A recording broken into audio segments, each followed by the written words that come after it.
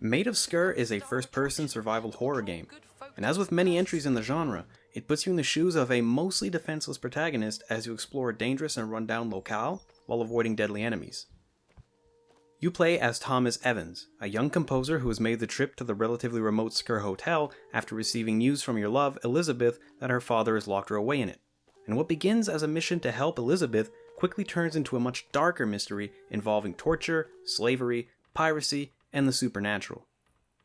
One of Maid of Sker's big selling points is that it's influenced by Welsh folklore, which is something that we haven't seen too much in games, and that includes 3 hymns, which I won't even try to massacre in the Welsh language, but they are translated as A Pure Heart, Welsh Lullaby, and All Through the Night. Not to mention that there is an additional creepiness factor when you realize that Sker House does exist, and is reportedly haunted by a woman named Elizabeth Williams, who it just so happens was allegedly locked away by her father.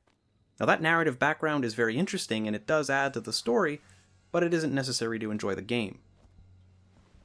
But before going any further into the review, I think it's important to deal with the elephant in the room. Now, Maid of Sker doesn't really bring anything new to the genre. If you've played games like Amnesia: The Dark Descent, Outlast, or even Alien Isolation, then you'll know more or less what to expect from the game. You're alone and relatively defenseless as you explore the abandoned and not so abandoned halls of Sker Hotel.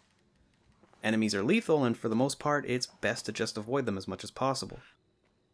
You will eventually gain access to an item that can stun enemies and buy you some time to make a quick escape, but we'll talk about that a little later.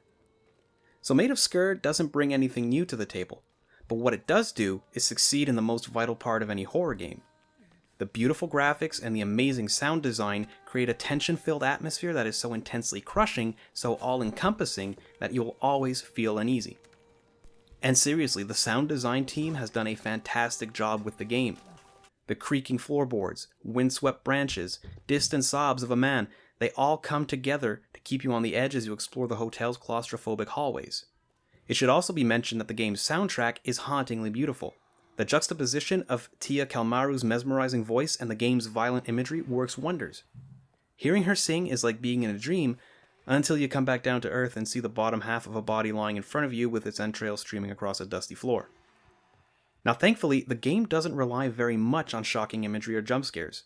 Of course, yes, there are a few of both scattered around the game, but the majority of your anxiety will come from what you can't see.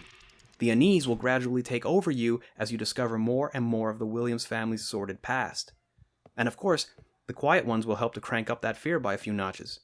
These enemies will stalk the halls and other parts of Sker Hotel, and their horribly twisted faces are devoid of human characteristics. And although they may be blind, they're most certainly not deaf.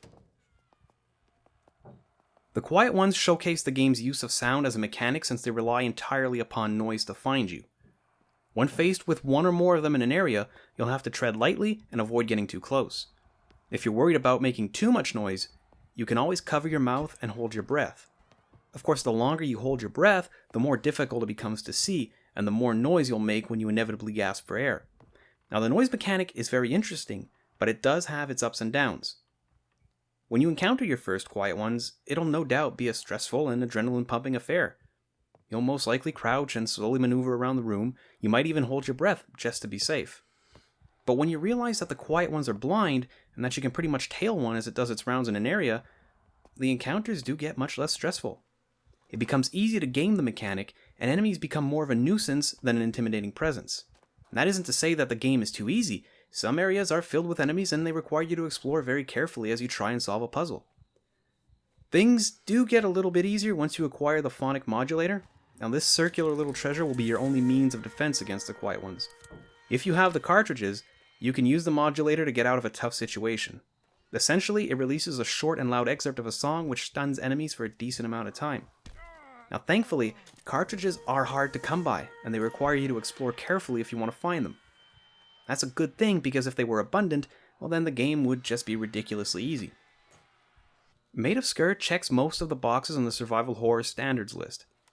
The game will attempt to challenge you with puzzles, but they aren't all that complicated.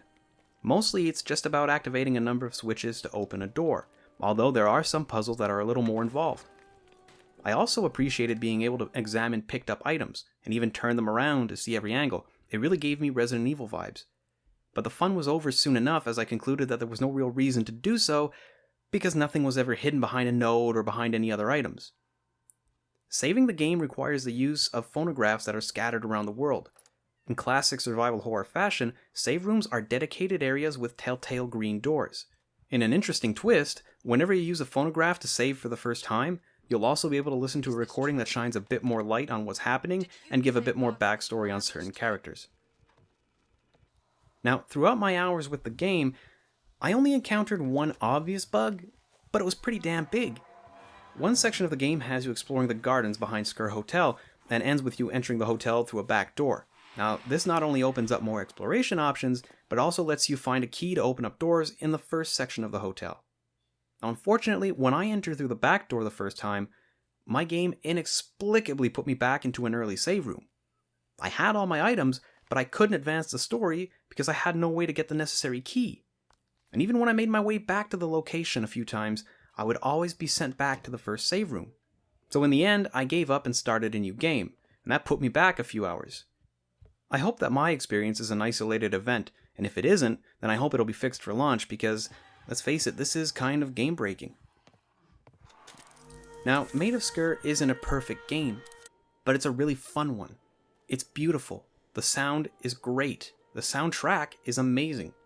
It's a little rough around the edges, but it makes up for any shortcomings by having an atmosphere that draws you in and never lets you go.